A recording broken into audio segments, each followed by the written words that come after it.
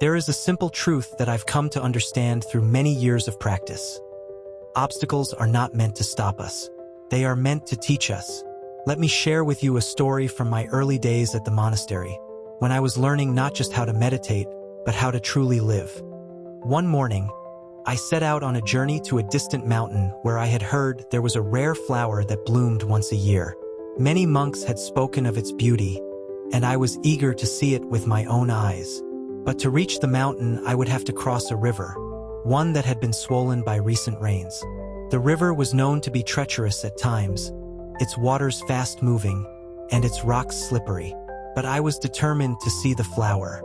I had a goal, and I believed that if I was careful and prepared, I could overcome this obstacle. As I stood before the river, I felt the rush of the current pulling at my thoughts.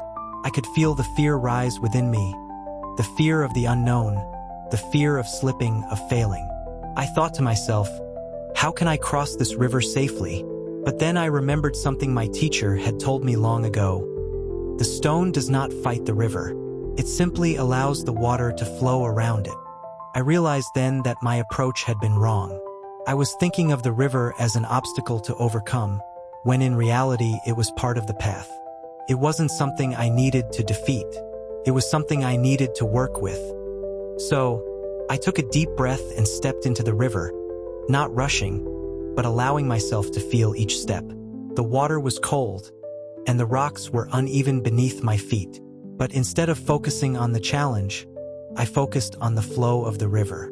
I let my feet feel the stones, and I learned how to move with the current, not against it. As I moved slowly, the river didn't seem so strong anymore. The obstacles, the rocks, the water, they were still there, but they no longer felt like something to fear. They became part of my journey, each step a lesson in patience, mindfulness, and presence. When I finally reached the other side, I did not feel a sense of victory. I didn't feel that I had conquered the river.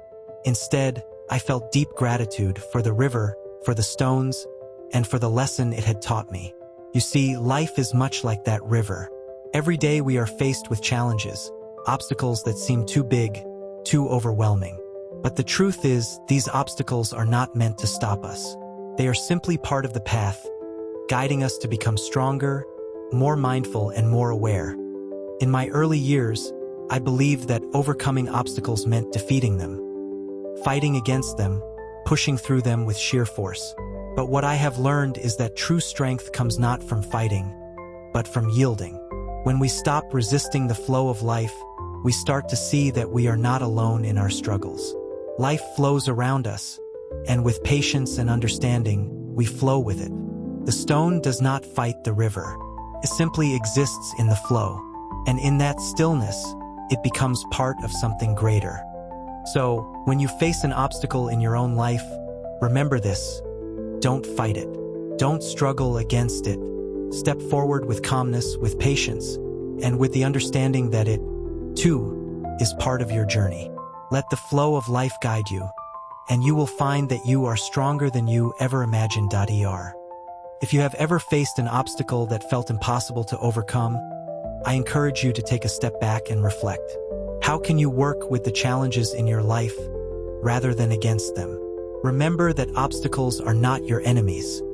They are your teachers. If this story has brought you peace, please like, share, and subscribe to continue our journey together. Let's walk this path with open hearts and clear minds, finding the beauty in every step.